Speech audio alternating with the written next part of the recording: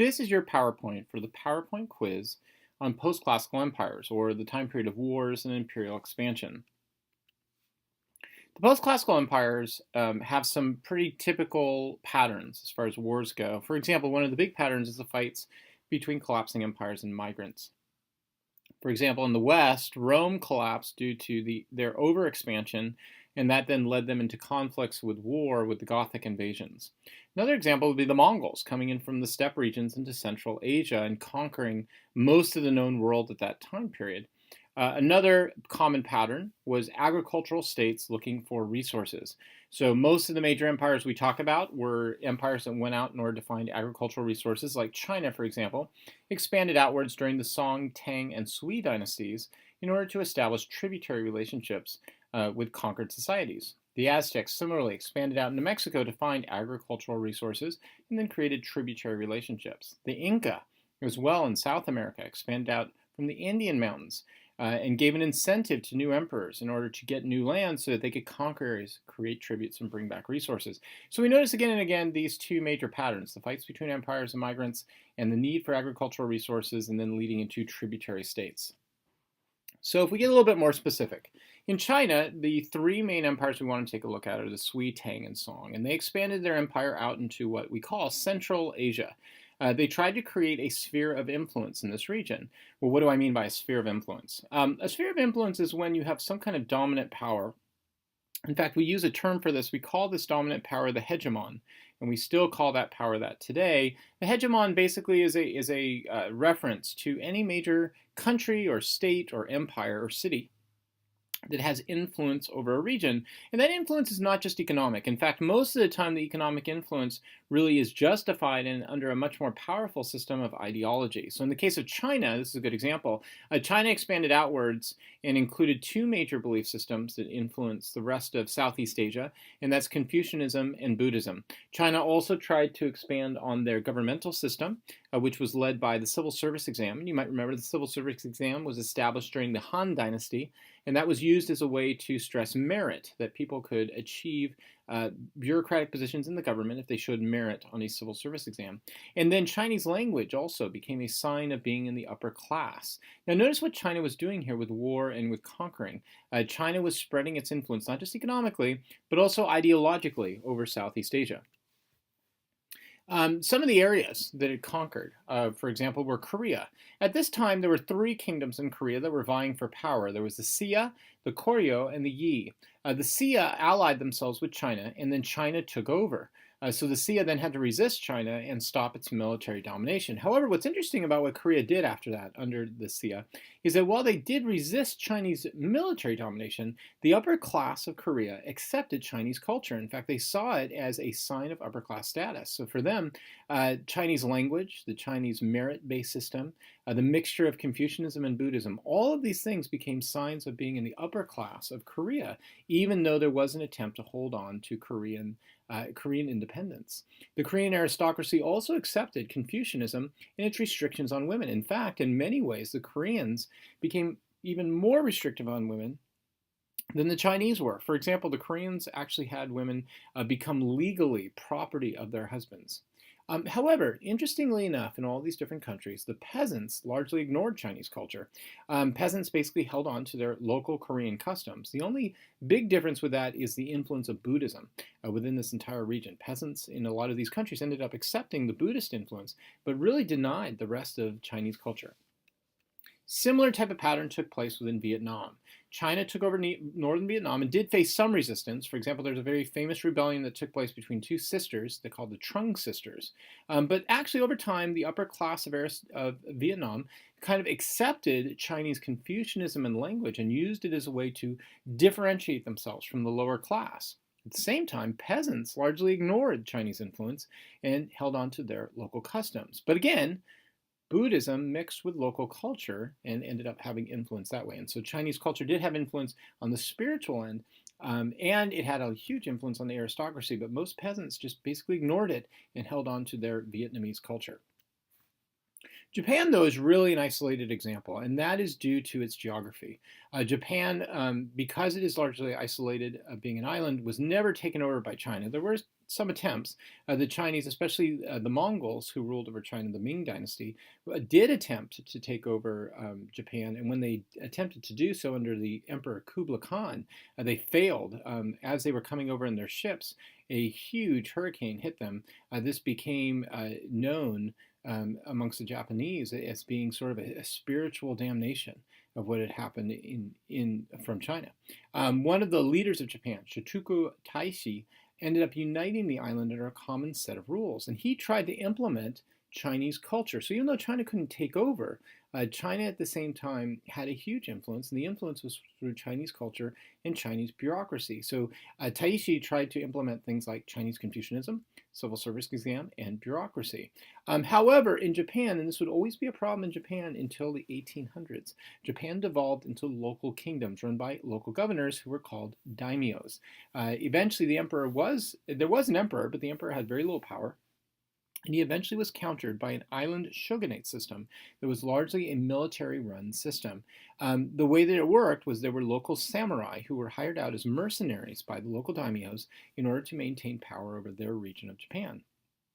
And these samurai were then run by a very particular moral code called the Bushido Code, which called for a high moral character of each one of these warriors. Now, on the opposite side of the world, we had Islamic expansion taking place after 600 AD. You might remember that after Muhammad's death, Muhammad made a huge mistake, and the mistake that he made was not to choose a clear leader. And this led to what were called the four rightly chosen: Umar, Uthman, Bakr, and Ali. Now, 3 out of the 4 ended up being assassinated by their fellow followers. And Ali, in the midst of all these fights, created a sect of Islam called Shiites, who believed that the next leader of Muhammad should be through his bloodline. Remember that Sunni believed that the next leader of Islam should arise through God's grace, through Allah's grace, and through sort of like charisma in an organic way, okay, out of the religion, not out of the bloodline. So this fight between Shiites and Sunni then led into the expansion of 2 major empires: the Umayyad Empire, which spread the Sunni sect throughout the Middle East with its capital in Damascus, and then the Abbasids, who took over, spreading the Shiite sect throughout the Middle East with its capital in Baghdad. Now, I think what's important here to note is what we see happening in the Western world to unify through war, to unify these different regions, is being done through these massive religious systems. In this particular case, it is a monotheistic religious system that's being attempted to unify the areas that we see in Central Asia, the Middle East, and Northern Africa. European reorganization. So as far as Northern Europe itself, Europe also went through its own major struggles during this time period with war. Rome fell in 476 CE to the German military leader, Odoacer, and later on Charlemagne then tried to reorganize Europe under the Treaty of Verdun. Europe ended up, though, fragmenting into kingdoms, republics, and city-states. And then the Great Schism took place in the 11th century, where Eastern Europe, or at least what was considered Eastern Europe at the time, Byzantium, split apart from Western Rome due to the fight over who was going to have more religious power, the Pope in Western Rome or the Patriarch in Eastern Europe. Catholicism became the head of Europe, but it was constantly at war with the kings. So here's what ended up happening. There was this issue of what was called investiture. Investiture was the question of who had the power to ordain the bishops. In Europe, there was a fight between the Pope and the kings over this. The Pope won throughout the time period of the Middle Ages, or this post-classical time period. The Pope ended up winning and holding on to his power to ordain bishops, but there were some attempts by kings to ordain bishops. Now you might be thinking, well, who would have the power then to ordain the bishop? And actually, we do see an opposite model, and it was done in Byzantium. In Byzantium, the emperor ran something called Caesaropapism. Caesaropapism had the emperor ordaining the bishops. In that case, the government then had more power over the religious side of life.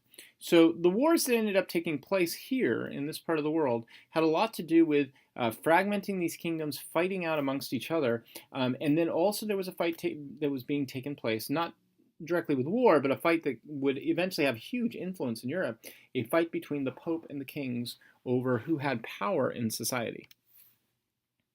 In Eastern Europe, up in the north, there was the establishment of the Russian Kiev. There was a group of Slavic people in Eastern Europe who were first conquered by the Vikings. One of the kings of the Vikings was eventually asked by the Slavic people to come in and organize them. His name was Rurik. Rurik came into Russia, and he organized the Kiev in the south.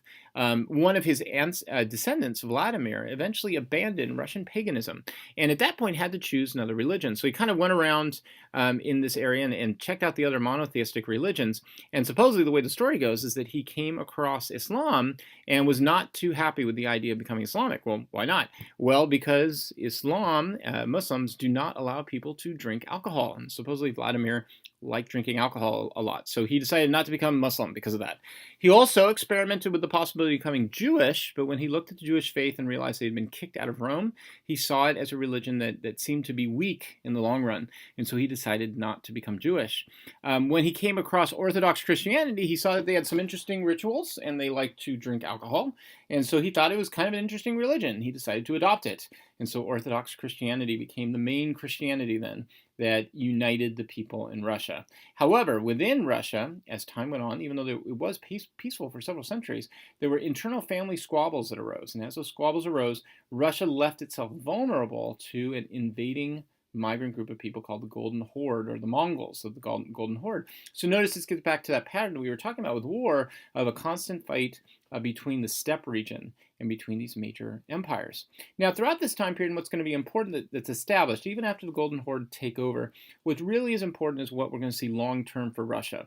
The Russian Kiev eventually becomes a mixture of Viking, Eastern European, and Mongol culture. So in many ways, Russia is very much a Western European and an Asian culture that is mixed together.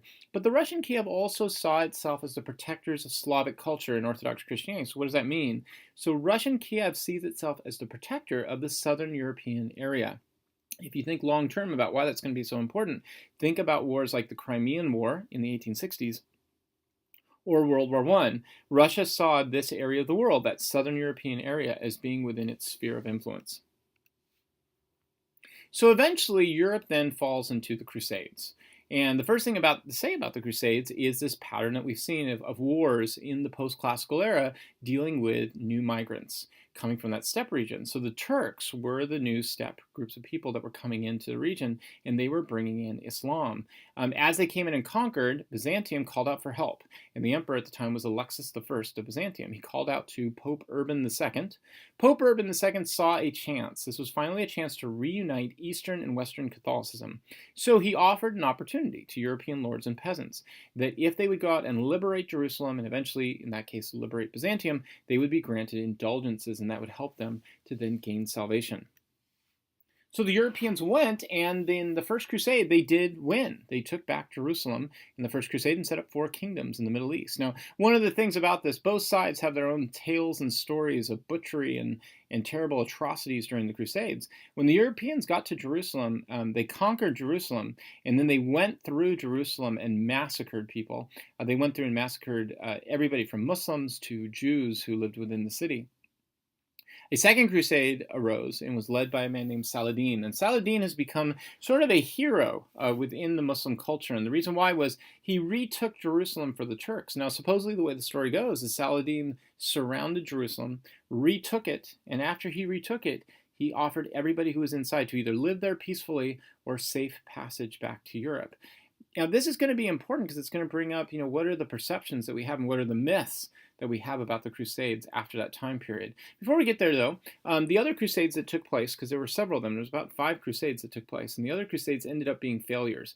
They led into internal squabbles for the Europeans. In fact, in the final Crusade, Catholic Crusaders were kind of stuck in Byzantine for some time, and they were trying to find passage outwards, and they got so frustrated, they sacked Byzantine. So, the funny part about this, or the ironic part, is here the Crusaders had gone out to protect Byzantine, and in the end, destroyed it in the process. So what about the perspective on this? For Europeans, the Crusades are a huge failure. It's a massive failure, and it actually causes some scarring events to happen for the Europeans. Now, on the positive side for Europeans, though, the Crusades end up actually, in perspective, are a failure.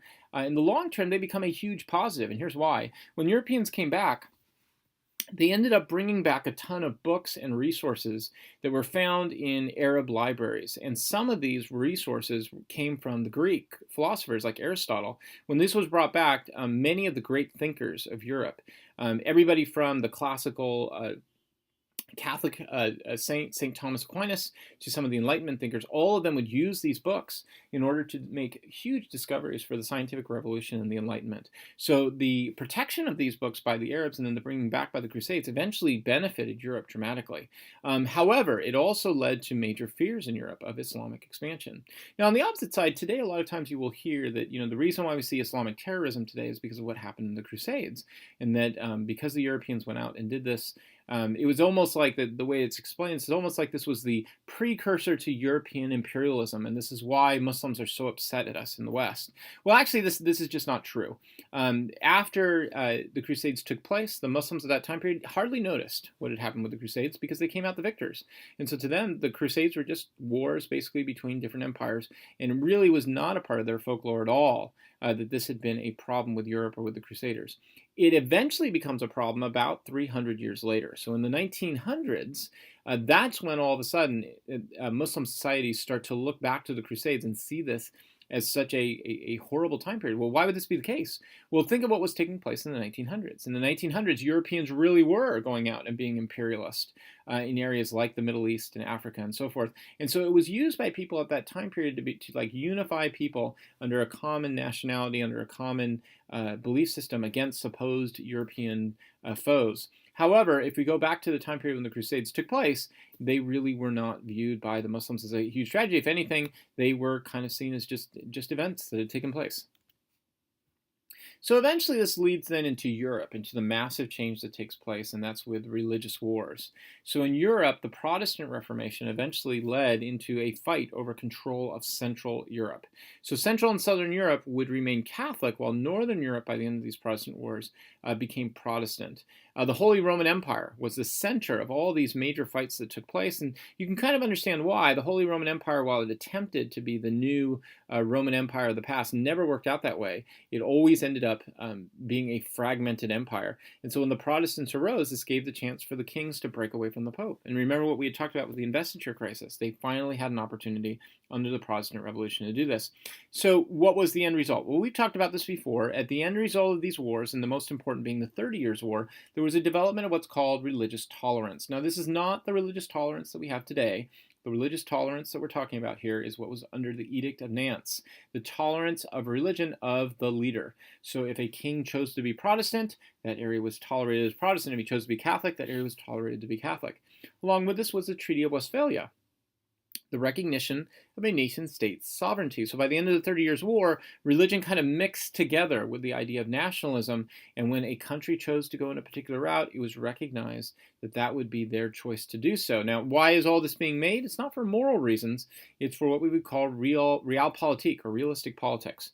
Instead of constantly fighting religious wars, we would allow and accept the fact that different countries are going to have their own long-term cultural destiny, and that would be respected. What's important about this is the development of nation states coming out of the 30 Years' War. So this then leads into modern warfare. How once nation states are established, we start to see a move away from the post-classical era into a new type of warfare. And that new type of warfare is really in the context of mercantilism. Once nation states are created, they go out and they explore in order to get resources and to compete with one another. Europeans did this at the time in order to find an alternative to the Silk Road and the Indian Ocean, because they didn't want to have to pay the fees that the Central Asian countries were forcing upon them. So eventually the Europeans found the Atlantic trade route and connected up Europe to India, and then of course the Western trade route connected up Europe to North America. And then throughout the 1700s, mercantilism would lead into a constant century of warfare between France, Britain, Prussia, and Austria. So what were these wars about? Well, primarily the wars were really caused by the desire for resources and from colonies. So definitely there was a sort of like cultural justification to these wars, but in the end they really were about the consolidation of nation states and the need to go out and get colonies. And how do we know this? Well, the nations at that time period invested into the colonial areas through things like joint stock companies. This is sort of like when companies would join together privately in order to get investments, or when governments would invest through royal land grants. So what are some conclusions that we can draw from this time period? For one thing, we got to remember what was going on in the classical period and how that transitioned into the post-classical period. The classical period appears to be about resource extraction, but also about the expansion and unification of the people. And remember that during that time period, when we think of somebody like Alexander the Great, or we think of Xerxes of Persia, and when we think of some of these major leaders, they were these big men who still kind of carry over that whole idea of the big man from the tribal era time period. Now, what's different is the tribal era was about personality and the big man. The big man in the classical era is about establishing rules and codes of law that people now have to follow, and then using his charisma to do so. Post-classical continues with this, but it's really much more about the unification and consolidation of empire. And in order to consolidate, you really have to be able to manage all these minorities that you have conquered. So how do you do that? Well, the two major ways that seem to come up again and again is the establishment of a major religion that can be accepted and tribute. And keep in mind like what religion does during this time period. In many of the places, religion or culture, like Confucianism and Buddhism, becomes a way to organize the upper class and the aristocracy and differentiate them from peasants. The tribute system allows people to unite and get resources and then use that to go out and conquer different areas.